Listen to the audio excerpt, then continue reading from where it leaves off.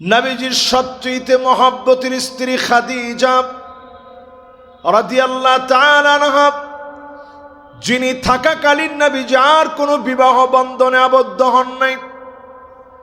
ইসলামের জন্য মহিয়সী আম্মা জান সব বিসর্জন দিয়েছেন, সব দিয়ে দিয়েছেন। নবীজি ঘরে যখন ফিরতেন, দরজায় একটা আঘাত করা মাত্র দরজাটা খুলে যেত। নবীজি বলতেন, খাদিজা তুমি কি ঘুমাও না? আম্মাজান বলতেন, ওগো নবীজি, কেমন করে আমি খাদিজা ঘুমাই? কতজন আপনারে কত রকম নির্যাতন করে, ক্লান্ত দেহটা নিয়ে যখন আপনি ঘরে আসেন, আমি খাদিজা দরজার সঙ্গে ঠেস দিয়া বসে থাকি। কখন না জানি নবীজি আমার ঘরে আসবে, যে খাদিজা সব ইসলামের জন্য দিলেন। খাদিজা রাদিয়াল্লাহু তাআলা আনহা যখন চলে গেলেন, আল্লাহর নবীর মনের ভিতরে এমন বিষণ্ণতা চলতেছে। দাওয়াত দেওয়ার জন্য নবীজি তায়েফের ময়দানে গেলেন। পুরো মক্কাটা নবীজির জন্য বিষণ্ণ হয়ে গেছে। আপন বলতে কেউ নাই। বড় আশা করে রিং রোড, এখনকার সময়ে গেলে দেখবেন কত বড় বড় পাহাড়। এই পাহাড় পর্বত গুলা পাড়ি দিয়ে নবীজি গেলেন বড় আশা নিয়ে তায়েফের ময়দানে দাওয়াত দিবে। নবীজি দাওয়াত দিতে গিয়ে এত পরিমাণ নবীজিকে পাথর খেতে হলো, রক্তে জুতাটা আটকে গিয়েছে। আম্মা জান আয়েশা বলেন, নবী গো, জীবনের সবচেয়ে কষ্টের দিন আপনার জন্য কোনটা? নবীজি বললেন, আয়েশা রে, ওই তায়েফের কথা মনে করায় দিলাম। ওই তায়েফের প্রান্তে নবীজি গেলেন, অজ্ঞান হয়ে মাটির ভিতরে লুটা পড়লেন। ক্ষুধা পেটে নবীজি গিয়েছিলেন। এত কষ্ট সাথে নিয়ে নবীজি গেলেন যায়েদকে সঙ্গে নিয়ে রাদিয়াল্লাহু তাআলা আনহু। আমার নবী ক্ষুধা পেটে দাওয়াত দেওয়া শুরু করলেন। পাগল পাগল বলে তারা পাথর মেরেছে। এত পরিমাণ পাথর নবীজিকে মেরেছে,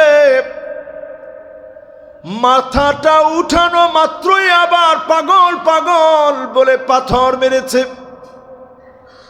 এত কষ্ট যন্ত্রণার পরে মানসিক একটুখানি প্রশান্তির জন্য নবীজির একটা ইসরা মেরাজ হলো, যেটি লাইলাতুল মেরাজ নামে প্রসিদ্ধ। এই সফরের মধ্য দিয়ে নবীজির বিষণ্ণতা যিনি দূর করায় দিলেন, তিনি কে? যেই চাচা নবীজির সবচেয়ে কাছের আপন ছিলেন। সফরে যেতে গেলে যেই চাচা নবীজিকে রেখে যেতেন না, সুপ্রসিদ্ধ সেই ঘটনা আপনারা জানেন। বসরায় সফর করবে চাচা, নবীজিকে রেখে যাচ্ছেন। ছোট্ট মানুষ নবী করিম সাল্লাল্লাহু আলাইহি সাল্লাম গিয়ে বললেন, ইলা মান তাকিলুনি, চাচা আপনি কার কাছে আমারে রেখে যাচ্ছেন? আমার তো মাও নাই, আমার তো বাপও নাই, কার কাছে আপনি আমারে রেখে চলে যাচ্ছেন? নবীজির চোখের পানি দেখে চাচার বড় মায়া লেগে গেছে। চাচা বললেন, লা আতরুকুকা আবাদা, কখনো আমি তোমারে আর রেখে যাব না, যেখানে যাব তোমারে সঙ্গে নিয়ে যাব। সুবহানাল্লাহ, কি পরিমাণ ভালোবাসা! যখন চাচা নিয়ে গেলেন একটা গাছের সামনে, জর্ডানের সেই গাছ আজ অবধি আছে। আমরা বাংলাদেশিরা এই গাছকে সাহাবী গাছ বলি, যদিও গাছটার নাম সাহাবী গাছ নয়। গাছ কখনো সাহাবী হতে পারে না।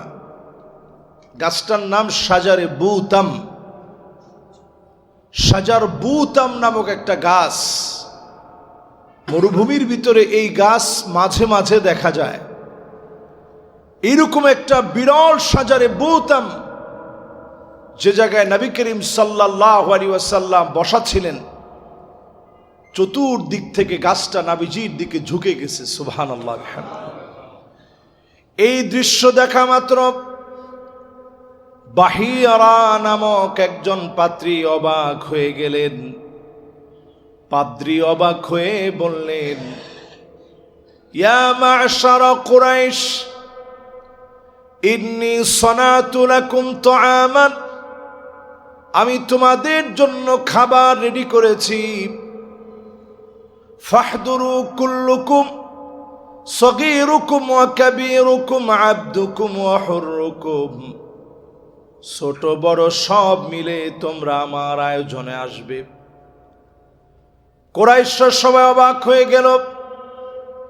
জীবনে অনেকবার এদিক দিয়ে গিয়েছি, কোনোবার তো আমাদেরকে রান্না বান্না করে খাবার খাওয়ায় নাই, আজকে কার জন্য কেনই বা খাবার খাওয়াচ্ছে। সাজারে বুতামের সামনে, নবীজির সামনে সব ব্যাগপত্র রেখে যার যার জায়গায় সবাই ফিরে আসলেন। নবীজিকে না নিয়ে তারা খাবার খেতে চলে আসছে। আমার নবীজি ছিলেন আমিন। আল আমিন হওয়ার কারণে সবার নিরাপত্তার জন্য আমার নবীজির সামনে সব রেখে চলে আসলেন। পাদ্রী এক এক করে তাকায় দেখে যে মানুষটার কারণে গাছটা ঝুঁকে গিয়েছে, ওই ছোট্ট বালককে দেখা যায় না। পাদ্রী বললেন, যাও ওই ছোট্ট বালকটারে তোমরা নিয়ে আসো। সবাই অবাক হয়ে নবী করিম সাল্লাল্লাহু আলাইহি ওয়াসাল্লামকে নিয়ে আসলেন। নবীজি আমার খাবার যখন খাচ্ছে, ভিন্ন রকম করে খাবার খাচ্ছে। সবার খানা খাওয়া একরকম, নবীজির খানা খাওয়া আরেক রকম। অপলক দৃষ্টিতে পাদ্রী দেখতেছে আমার নবীজি ভিন্নভাবে খাবার খাচ্ছেন। পাদ্রী এবার বললেন, আমি তোমাকে আসআলুকা বিহাক্কিল্লাতি ওয়াল উজ্জা, দুইটা মূর্তির নাম নিয়ে বললেন, এই দুই মূর্তির নামে তোমাকে আমি কিছু প্রশ্ন করি, আমারে তুমি একটু জবাব দাও। নবীজি বললেন, কোন মূর্তির নামে প্রশ্ন করলে আমি জবাব দেব না। পাদ্রী এবার প্রশ্ন করলেন, কে তোমার বাবা? চাচা পাশ থেকে বললেন, আমি তার বাপ। নবীজি কোনো কথা বললেন না। পাদ্রী বললেন, আমরুন মুস্তাহিল আইয়াকুনা আবুহু হাইয়া, এটা অসম্ভব, এই যুবকের বাপ বেঁচে থাকার কথা না, এই যুবকের বাপ তো বেঁচে থাকবে না, এই যুবকের বাপ বেঁচে থাকবে না। পাদ্রী এবার নবীজির কাঁধ মোবারকের দিকে দেখলেন, কাযিররিল হাজালা, কবুতরের ডিমের মতো নবীজির কাঁধ মোবারকে খতমে নবুয়তের সিলমোহর ছিল। দেখা মাত্র পাদ্রী বললেন, আমার নবী, সমস্ত মানুষের নবী, এই হবে শেষ নবী। সমস্ত ধর্মগ্রন্থ যার কথা বলেছে তিনি হবেন শেষ নবী। আমি যে চিহ্ন তার পিঠের ভিতরে দেখেছি, কাঁধের ভিতরে দেখেছি, এই চিহ্ন যদি তুমি সিরিয়া যাওয়ার পরে ইহুদিরা দেখে, ছোট্ট এই যুবককে তারা মেরে ফেলবে। চাচা একটা বারের জন্য ব্যবসার চিন্তা করে নাই, সব রেখে ওই বসরা থেকে জর্ডান থেকে যাওয়ার পথে চলে আসলেন। সিরিয়ায় ঢুকে ব্যবসার চিন্তা করেন নাই। এত বেশি যেই নবীজিকে ভালোবাসলেন, সেই চাচা যখন দুনিয়া থেকে চলে গেল, নবীজির সবচেয়ে মহব্বতের স্ত্রী খাদিজা রাদিয়াল্লাহু তাআলা আনহা, যিনি থাকাকালীন নবীজি আর কোনো বিবাহ বন্ধনে আবদ্ধ হন নাই, ইসলামের জন্য মহিয়সী আম্মা জান সব বিসর্জন দিয়েছেন, সব দিয়ে দিয়েছেন। নবীজি ঘরে যখন ফিরতেন, দরজায় একটা আঘাত করা মাত্র দরজাটা খুলে যেত। নবীজি বলতেন, খাদিজা তুমি কি ঘুমাও না? আম্মাজান বলতেন, ওগো নবীজি, কেমন করে আমি খাদিজা ঘুমাই? কতজন আপনারে কত রকম নির্যাতন করে, ক্লান্ত দেহটা নিয়ে যখন আপনি ঘরে আসেন, আমি খাদিজা দরজার সঙ্গে ঠেস দিয়া বসে থাকি। কখন না জানি নবীজি আমার ঘরে আসবে, যে খাদিজা সব ইসলামের জন্য দিলেন। খাদিজা রাদিয়াল্লাহু তাআলা আনহা যখন চলে গেলেন, আল্লাহর নবীর মনের ভিতরে এমন বিষণ্ণতা চলতেছে। দাওয়াত দেওয়ার জন্য নবীজি তায়েফের ময়দানে গেলেন। পুরো মক্কাটা নবীজির জন্য বিষণ্ণ হয়ে গেছে। আপন বলতে কেউ নাই। বড় আশা করে রিং রোড, এখনকার সময়ে গেলে দেখবেন কত বড় বড় পাহাড়। এই পাহাড় পর্বত গুলা পাড়ি দিয়ে নবীজি গেলেন, বড় আশা নিয়ে তায়েফের ময়দানে দাওয়াত দিবে। নবীজি দাওয়াত দিতে গিয়ে এত পরিমাণ নবীজিকে পাথর খেতে হলো, রক্তে জুতাটা আটকে গিয়েছে। আম্মা জান আয়েশা বলেন, নবী গো, জীবনের সবচেয়ে কষ্টের দিন আপনার জন্য কোনটা? নবীজি বললেন, আয়েশারে, ওই তায়েফের কথা মনে করায় দিলাম। ওই তায়েফের প্রান্তে নবীজি গেলেন, অজ্ঞান হয়ে মাটির ভিতরে লুটা পড়লেন। ক্ষুধা পেটে নবীজি গিয়েছিলেন। এত কষ্ট সাথে নিয়ে নবীজি গেলেন যায়েদকে সঙ্গে নিয়ে রাদিয়াল্লাহু তাআলা আনহু। আমার নবী ক্ষুধা পেটে দাওয়াত দেওয়া শুরু করলেন। পাগল পাগল বলে তারা পাথর মেরেছে। এত পরিমাণ পাথর নবীজিকে মেরেছে, মাথাটা উঠানো মাত্রই আবার পাগল পাগল বলে পাথর মেরেছে। এত কষ্ট যন্ত্রণার পরে মানসিক একটুখানি প্রশান্তির জন্য নবীজির একটা ইসরা মেরাজ হলো, যেটি লাইলাতুল মেরাজ নামে প্রসিদ্ধ। এই সফরের মধ্য দিয়ে নবীজির বিষণ্ণতা যিনি দূর করায় দিলেন, তিনি কে?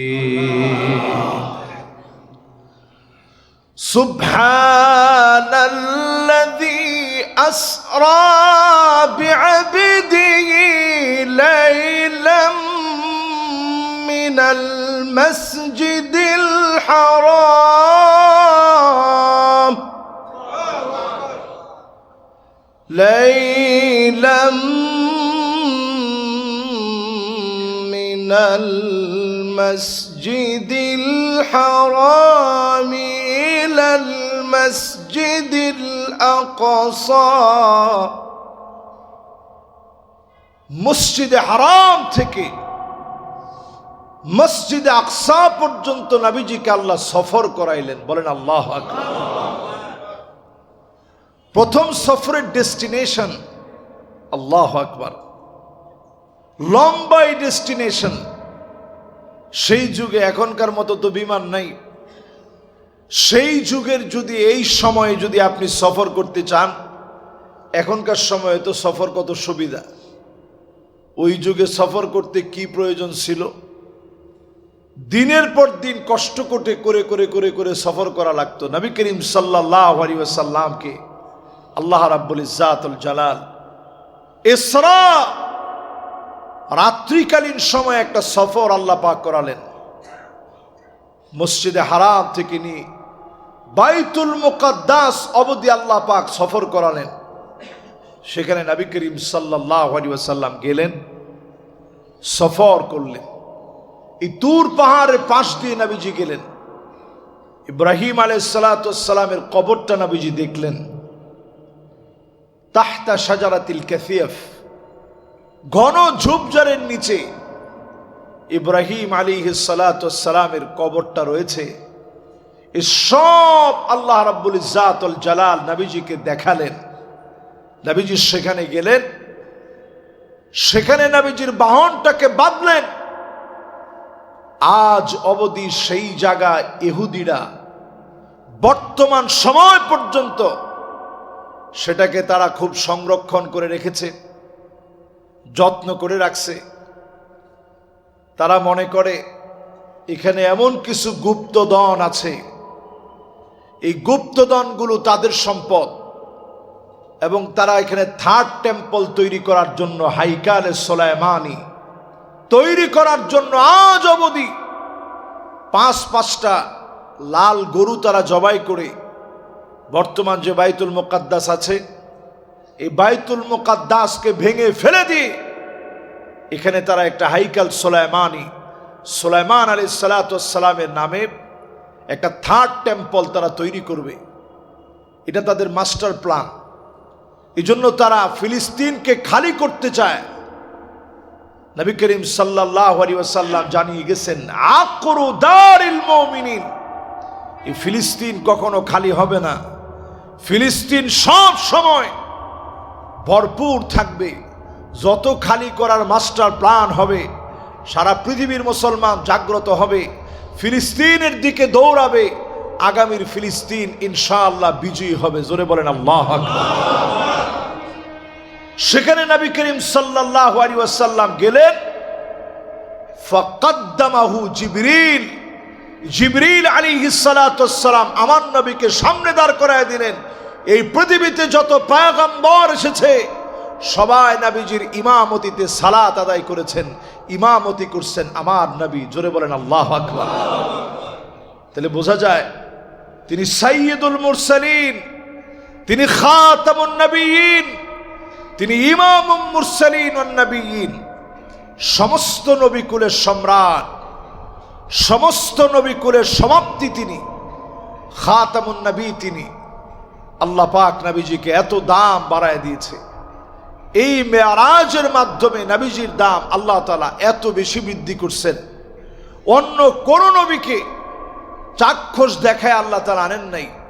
শাহিদাও ওয়া মুশাহিদাও, নবীজিকে আল্লাহ শাহিদ এবং মুশাহিদ, প্রত্যক্ষ সাক্ষী আল্লাহ তাআলা বানায় দিয়েছেন। নবীজি সাল্লাল্লাহু আলাইহি সাল্লাম ছিলেন শাহিদ, যিনি প্রত্যক্ষ দেখে এসে চাক্ষুষ বিষয়াদির বর্ণনা দিয়েছেন। মেরাজের রজনীতে আল্লাহ রাব্বুল ইজ্জাতুল জালাল নবীজির এই ভ্রমণটা কত লম্বা ভ্রমণ ছিল একটু চিন্তা করেন। এই জমিন থেকে যদি আপনি প্রথম আকাশের কথা কল্পনা করেন, প্রথম আকাশটা বর্তমান বিজ্ঞান বলছে 9.6 ট্রিলিয়ন কিলোমিটার। আমি হিসাবগুলো একটু দেখি বলি। 9.6 ট্রিলিয়ন কিলোমিটার হচ্ছে শুধু প্রথম আকাশটা। সুবহানাল্লাহ বলেন, আল্লাহু আকবার, মাশাআল্লাহ। প্রথম আকাশের আনুমানিক পুরুত্ব মোটা কতটুকু? 6.5 ট্রিলিয়ন কিলোমিটার জুড়ে শুধু খালি মোটা প্রথম আকাশটা। জোরে কোন আল্লাহু আকবার।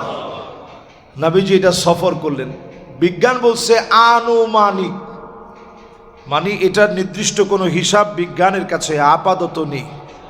তারা আনুমানিক বলছে যে প্রথম আকাশটা এর দূর হইতে পারে। এবার প্রথম আকাশের পরে আপনি নবীজির সফর নামায় দ্বিতীয় আকাশটা হিসাব করেন, দ্বিতীয় আকাশটা এত বড়।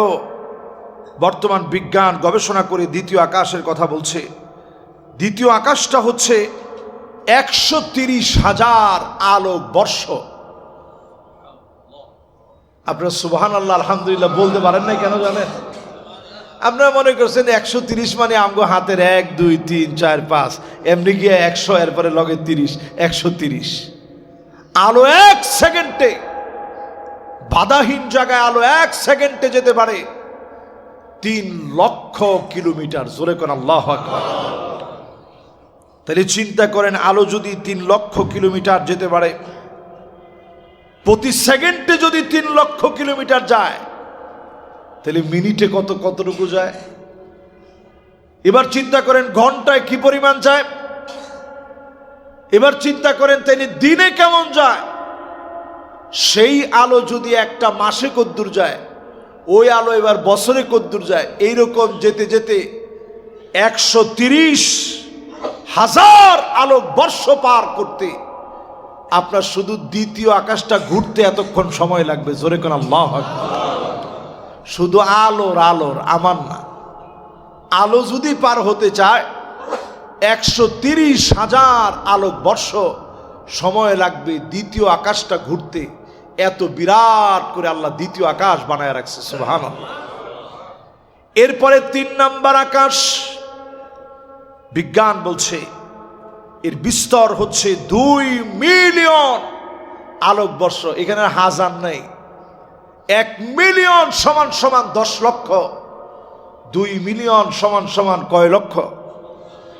20 লক্ষ বছর যদি আলো চলতে থাকে, এই চলতে চলতে চলতে চলতে ঠিক যে জায়গায় গিয়ে থামবে, এই থামতে থামতে তৃতীয় আকাশ ঘুরতে পারবে।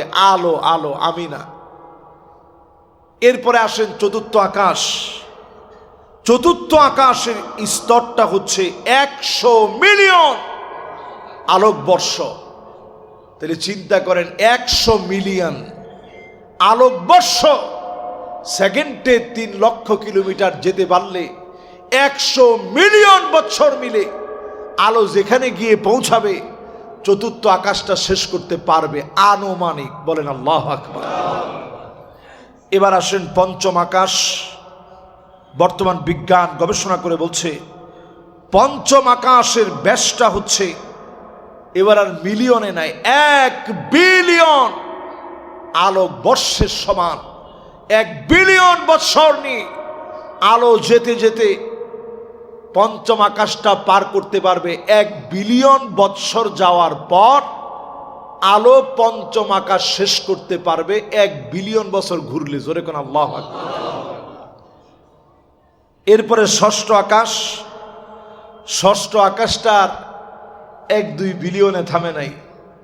ষষ্ঠ আকাশের পরিধি 20 বিলিয়ন আলোক বর্ষ।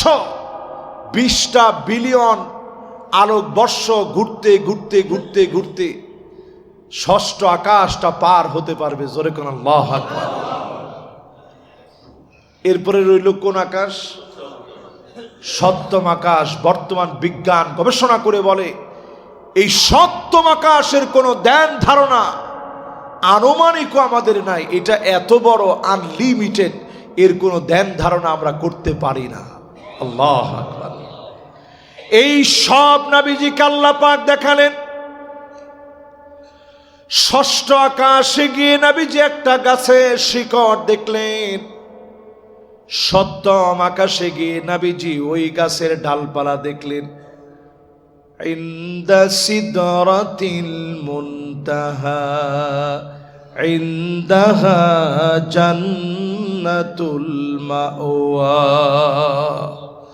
আমার নবী, আল্লাহু আকবার, নবীজি আমার ষষ্ঠ আকাশের মধ্যে গিয়ে দেখলেন একটা গাছের শিকড়, ওই গাছের ডালপালা জোড়ায় আছে সপ্তম আকাশ অবধি।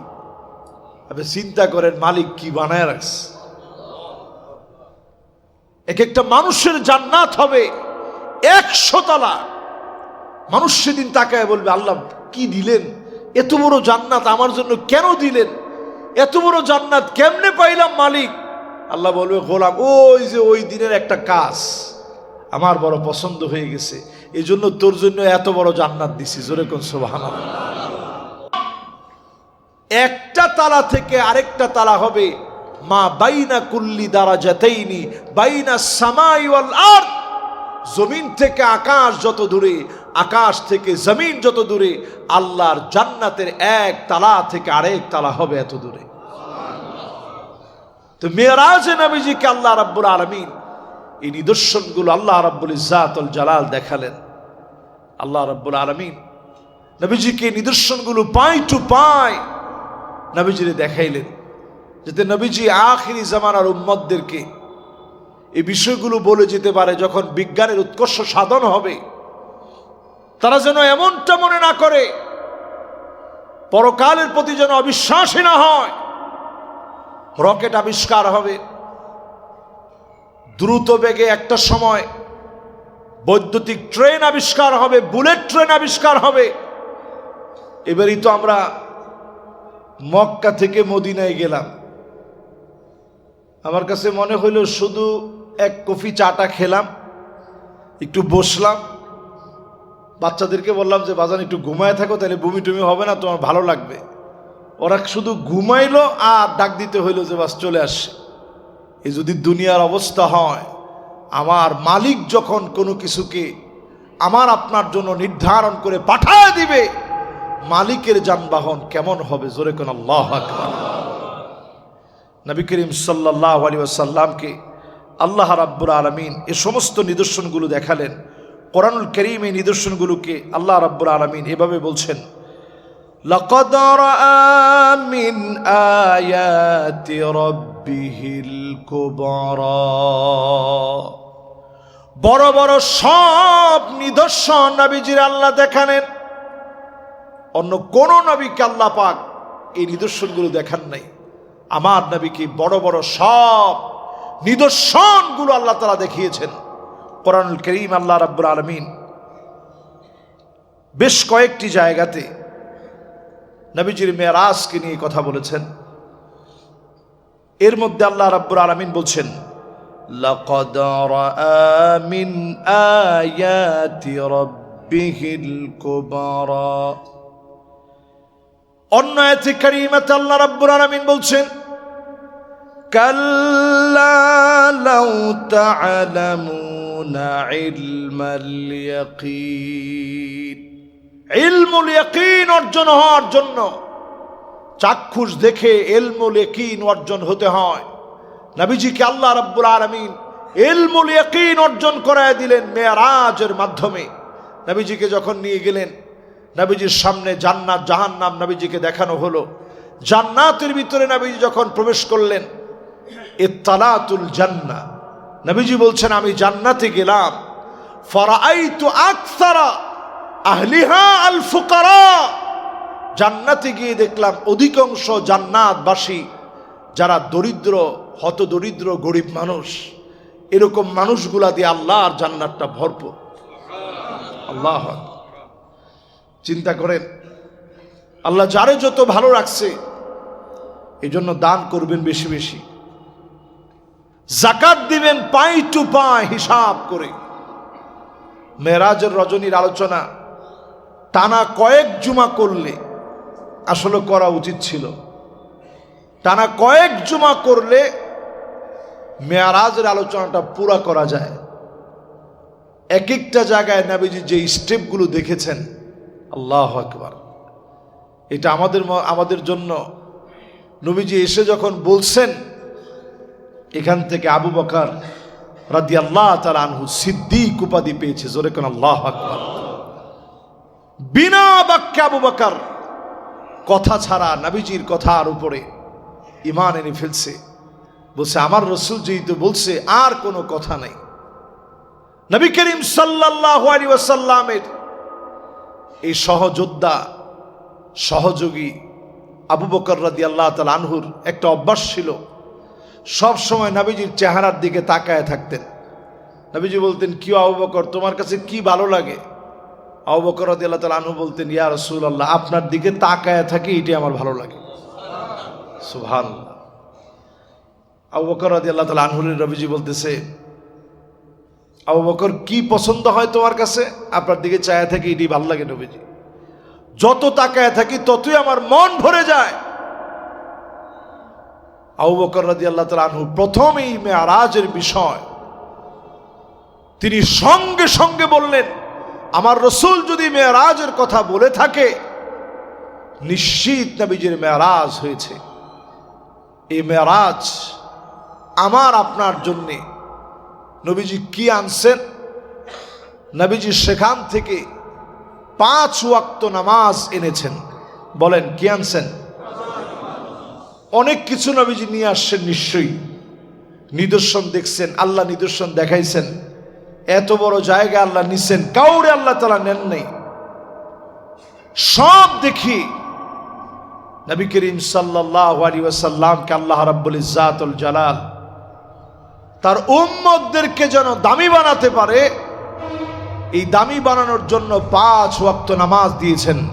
ওয়া জুইলাত লিয়াল আরদু মাসজিদা, একজন খ্রিস্টান তার গির্জায় গিয়ে ইবাদত করে, একজন হিন্দু তার মন্দিরে গিয়ে সে পূজা করে, একজন ইহুদি প্যাগোডায় গিয়ে সে তার মতো তার উপাসনা করে, কেউ গুরুদ্বারায় যায়। তো এই যে মানুষের ইবাদত করতে গেলে অন্যান্য ধর্মাবলম্বীরা তাদের সেখানে যেতে হয়, নির্দিষ্ট একটা সময়ে নির্দিষ্ট জায়গায় গিয়ে তারা হয়তো সময়টা কাটায়। আপনি আমি নামাজের সময় হয়েছে মাঠ ঘাট, রাস্তায়, জেলখানায়, অলিতে গলিতে, এমনকি ট্রেনে, যেই জায়গায় নামাজের সময় হয়েছে ও জুইলাত লিয়াল আরদু মাসজিদা, গোটা জমিনকে আল্লাহ মসজিদ বানায় দিয়েছে। ওই জায়গায় আপনি নামাজ পড়েন, নামাজ যিনি কবুল করে নেবেন তিনি কে? মেরাজের সবচেয়ে বড় আকর্ষণ এটি। নবীজি আমাদের জন্য নামাজ নিয়ে আসছেন। নবীজি সেই মেরাজের সফরে দেখলেন, ওয়াত্তালাতুন নার ফারাআইতু আকসারা আহলিহা আন-নিসা। ওই রজনীতে নবীজি জাহান্নামকে নবীজিকে দেখানো হলো। নবীজি দেখলেন অধিকাংশ জাহান্নামের অধিবাসিনী যারা হয়েছে তারা হচ্ছে নারী। অধিকাংশ নারীরা আল্লাহর জাহান্নামে।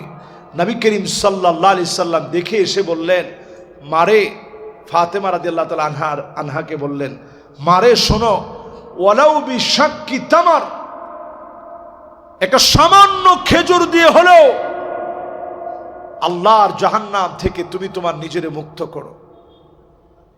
যেই খাদিজা রাদিয়াল্লাহু তাআলা আনহা সব দিয়ে গেলেন ইসলামের জন্য, বিসর্জন দিয়ে গেলেন ইসলামের জন্য, খাদিজা রাদিয়াল্লাহু তাআলা আনহার কন্যা হিসাবে ফাতেমা রাদিয়াল্লাহু তাআলা আনহার জন্য নবীজি বললেন, মা রে,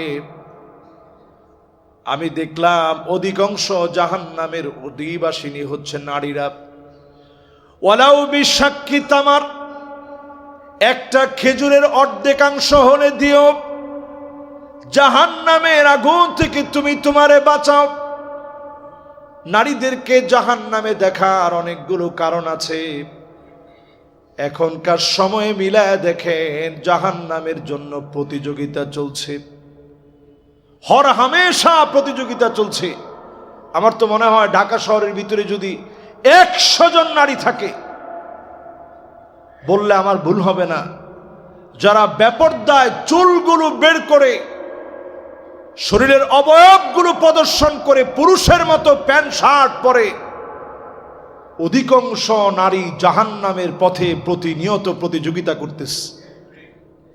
ও ঠিক বলবেন না এটাতে? হুজুর এটাতে কেমনে ঠিক কই? এইরকম একটা বিষয় ঠিক কই কেমনে? কিন্তু এটি তো ঠিক। অধিকাংশ নারী যারা ব্রু প্লাক করে, যারা চুলগুলোকে কালার করে ফুলায়া সৌন্দর্য মণ্ডিত করে এরপরে সৌন্দর্য দেখায়, যেই নারীরা সেন্ট ব্যবহার করে, ওই নারীরা যদি জান্নাতের ঘ্রাণ না পায় তাহলে আপনি চিন্তা করেন কয়জন নারী জান্নাতের ঘ্রাণ পাবে? কয়জন নারী এখন সেন্ট ব্যবহার করে বের হয় না? উদ্দেশ্য থাকে এই, আমি একটা কর্পোরেট জব করি, অফিসে যাওয়ার পরে সবাই যেন বুঝে যে বাপ রে বাপ একটা পারফিউম দিছে। এই যে আপনার মনোভাব, এই মনোভাব আপনাকে জাহান্নামের দিকে নিয়ে যাবে। লাম তাজিদ রিহাল জান্নাহ, নবীজি বলতেছে ওই মহিলা জান্নাতের ঘ্রাণও পাবে না যে মহিলা এই রকম পারফিউম মেখে পুরুষকে আকৃষ্ট করার চেষ্টা করবে। ওনারা আবার উত্তরে বলে যে হুজুর আমরা আবার এরকম আকৃষ্ট করার জন্য দেই না, আমরা দেই আর কি। নবীজি বলে গেছেন আকৃষ্ট করার জন্য যারা দিবে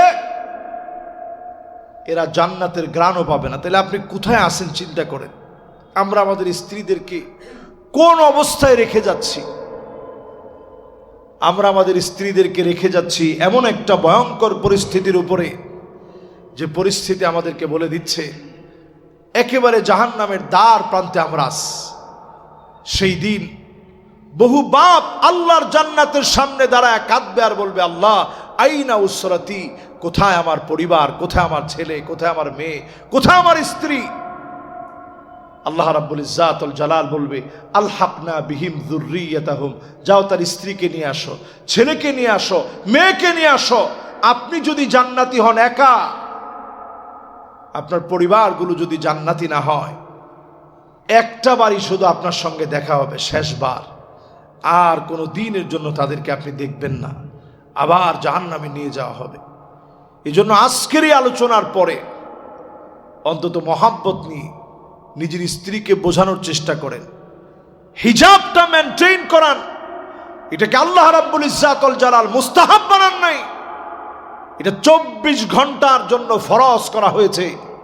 হিজাব এই জমিনে ফরজ করা হয়েছে। এই বিধানগুলো নবীজিকে আল্লাহ রাব্বুল আলামিন মেরাজে ডেকে নিয়ে দেখাইছেন কোনটা না মানলে কি হয়। নবীজিকে চাক্ষুষ একটা একটা একটা একটা করে আল্লাহ রাব্বুল আলামিন দেখাইছেন। যাকাত না দিলে কি হয়, নামাজ না পড়লে কি হয়, হিজাব মেনটেন না করলে কি হয়, গীবত করার কারণে মানুষের কি কষ্ট হচ্ছে, সব বিষয়গুলো নবীজিকে আল্লাহ রাব্বুল আলামিন ছোট্ট এই সফরের ভিতরে সবগুলো বিষয় নবী করিম সাল্লাল্লাহু আলাইহি সাল্লামকে আল্লাহ দেখাইছেন, যাতে আমার নবীজির ওই যে একটা কষ্ট, দাওয়াত গ্রহণ করে নাই, চাচা চলে গেছে, প্রিয়তমা সবচেয়ে আদরের মহব্বতের খাদিজা রাদিয়াল্লাহু তাআলা আনহা, যিনি সবটা নবীজির জন্য বিসর্জন দিলেন, সেই প্রিয়তমা স্ত্রীর বিয়োজনে আল্লাহ পাক নবীজিকে মেরাজ করিয়েছেন। মেরাজের বিষয় থেকে আজকে যদি নিয়ত করেন যে আমি নামাজি হব, তাহলে মেরাজ সার্থক হবে। আমরা মেরাজকে ঘিরে রোজা রাখি, মেরাজের নির্দিষ্ট কোনো রোজা নেই। আমরা মেরাজকে ঘিরে নফল নামাজ পড়ি, মেরাজকে ঘিরে নফল কোনো নামাজও নেই। আমরা মেরাজকে ঘিরে আরো নানান রকম আনুষ্ঠানিকতায় রূপ দিই, এরকম কোনো আনুষ্ঠানিকতা মেরাজের জন্য নাই। মেরাজের আনুষ্ঠানিকতা হচ্ছে 5 ওয়াক্ত নামাজে বা জামাতের সাথে শামিল হয়ে যাওয়া, এটাই হচ্ছে মেরাজের আনুষ্ঠানিকতা। আপনি যদি মেরাজ বুঝে থাকেন, আপনি আজ থেকে আসরের নামাজ থেকে জুমায় যেভাবে শামিল হয়েছেন, আসরে এভাবে শামিল হয়ে যান। আপনি নবীজির মেরাজ বুঝছেন, এই মেরাজ আপনাকে দামি বানায় দিবে, কারণ আপনি নামাজি হয়ে গেছেন। সুবহানাল্লাহ। সফরে যেতে গেলে যেই চাচা নবীজিকে রেখে যেতেন না, সুপ্রসিদ্ধ সেই ঘটনা আপনারা জানেন। বসরায় সফর করবে চাচা, নবীজিকে রেখে যাচ্ছেন। ছোট্ট মানুষ নবী করিম সাল্লাল্লাহু আলাইহি সাল্লাম গিয়ে বললেন ইলা মান তাকিলুনি, চাচা আপনি কার কাছে আমারে রেখে যাচ্ছেন? আমার তো মাও নাই, আমার তো বাপও নাই, কার কাছে আপনি আমারে রেখে চলে যাচ্ছেন? নবীজির চোখের পানি দেখে চাচার বড় মায়া লেগে গেছে। চাচা বললেন লা আতরুকুকা আবাদা, কখনো আমি তোমারে আর রেখে যাব না, যেখানে যাব তোমারে সঙ্গে নিয়ে যাব। সুবহানাল্লাহ। কি পরিমাণ ভালোবাসা! যখন চাচা নিয়ে গেলেন, একটা গাছের সামনে, জর্ডানের সেই গাছ আজ অবধি আছে। আমরা বাংলাদেশিরা এই গাছকে সাহাবি গাছ বলি, যদিও গাছটার নাম সাহাবি গাছ নয়। গাছ কখনো সাহাবি হতে পারে না। গাছটার নাম শাজারে বুতাম। শাজার বুতাম নামক একটা গাছ, মরুভূমির ভিতরে এই গাছ মাঝে মাঝে দেখা যায়। এরকম একটা বিরল শাজারে বুতাম, যে জায়গায় নবী করিম সাল্লাল্লাহু আলাইহি ওয়াসাল্লাম বসা ছিলেন, চতুর্দিক থেকে গাছটা নবীজির দিকে ঝুঁকে গেছে। সুবহানাল্লাহ। এই দৃশ্য দেখা মাত্র বাহিরা নামক একজন পাত্রী অবাক হয়ে গেলেন। পাদ্রী অবাক হয়ে বললেন, ইয়া মা'শারা কুরাইশ, ইন্নী সনাতু লাকুম তুআমান, আমি তোমাদের জন্য খাবার রেডি করেছি। ফাহদুরু কুল্লুকুম সগীরুকুম ওয়া কাবীরুকুম আবদুকুম ওয়া হুররুকুম, ছোট বড় সব মিলে তোমরা আমার আয়োজনে আসবে। কুরাইশরা সবাই অবাক হয়ে গেল। জীবনে অনেকবার এদিক দিয়ে গিয়েছি, কোনোবার তো আমাদেরকে রান্না বান্না করে খাবার খাওয়ায় নাই, আজকে কার জন্য কেনই বা খাবার খাওয়াচ্ছে?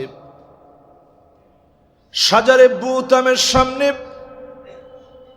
নবীজির সামনে সব ব্যাগপত্র রেখে যার যার জায়গায় সবাই ফিরে আসলেন। নবীজিকে না নিয়ে তারা খাবার খেতে চলে আসছে। আমার নবীজি ছিলেন আমিন। আল আমিন হওয়ার কারণে সবার নিরাপত্তার জন্য আমার নবীজির সামনে সব রেখে চলে আসলেন। পাদ্রী এক এক করে তাকায় দেখে যে মানুষটার কারণে গাছটা ঝুঁকে গিয়েছে, ওই ছোট্ট বালককে দেখা যায় না। পাদ্রী বললেন, যাও ওই ছোট্ট বালকটারে তোমরা নিয়ে আসো। সবাই অবাক হয়ে নবী করিম সাল্লাল্লাহু আলাইহি ওয়াসাল্লামকে নিয়ে আসলেন। নবীজি আমার খাবার যখন খাচ্ছে, ভিন্ন রকম করে খাবার খাচ্ছে। সবার খানা খাওয়া একরকম, নবীজির খানা খাওয়া আরেক রকম।